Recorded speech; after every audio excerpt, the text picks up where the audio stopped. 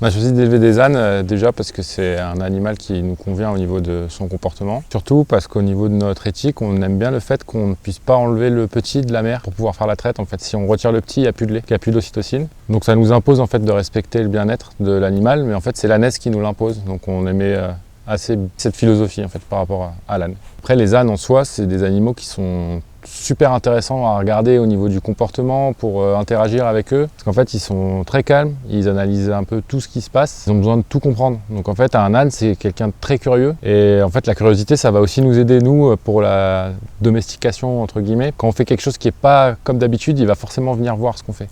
Que ça lui fasse peur ou non à son rythme, mais il va venir voir. Petit cliché de l'âne têtu. En fait, un âne, c'est têtu, oui, mais parce qu'en fait, ça a besoin de comprendre les choses pour les faire. Donc si quelque chose lui fait peur et qu'on le tire pour le faire passer, il a besoin, lui, d'analyser et de se faire son propre avis. Donc c'est pour ça que souvent, on dit que c'est têtu, mais têtu, du coup, c'est un synonyme d'intelligent.